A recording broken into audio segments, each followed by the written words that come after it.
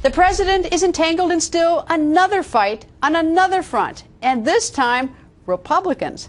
Let's face it, Republicans and President Obama, they hate each other, and the fight is fierce. The president's critics say he's lawless and trying to unconstitutionally grab power. The president fighting back, threatening to use a pen to stomp all over Congress and the Republicans. Republicans aren't cooperating, so the president has to go the executive order route. I've got a pen and I've got a phone, and I can use that pen to sign executive orders. On my own, I'm going to act on my own. I'll act on my own.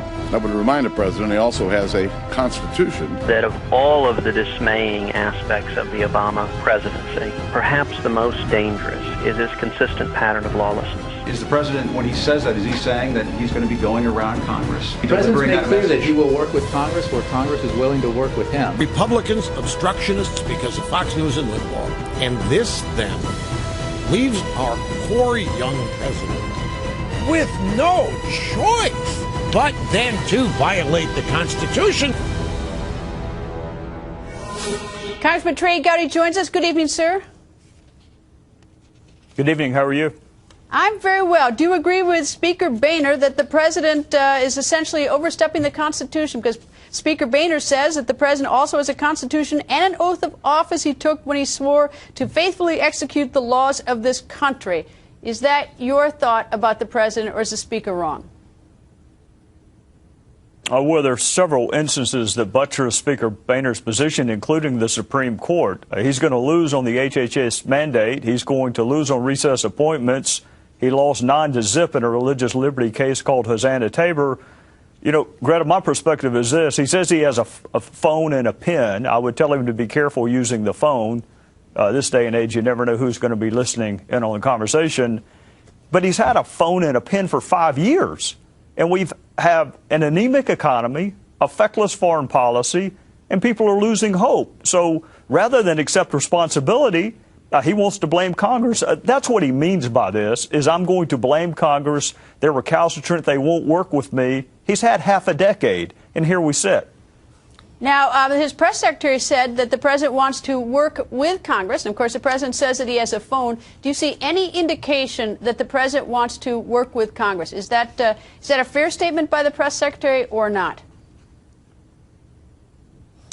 No, ma'am, it is not. Jay Carney can't cite a single solitary example where this administration has wanted to work in good faith with House Republicans. Now, from 2008, 2010, they didn't have to deal with us. They had all the gears of government, and they gave us Obamacare.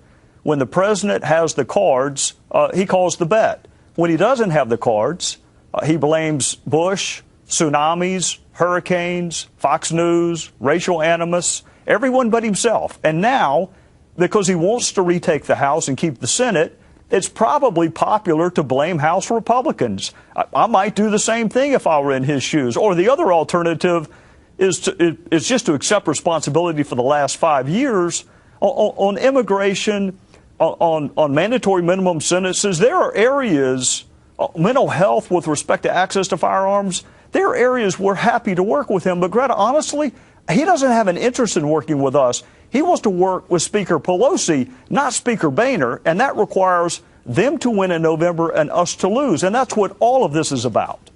Is there any overt gesture from the White House, from the president, to the House of Representatives, to the Republicans, even sort of like, let's talk, or he uses that phone? Is there any overt gesture at all in the last 6 months? In his defense, he did come to talk to us. It was probably about a year ago. And frankly, he didn't have to. He came to the Capitol and talked to us.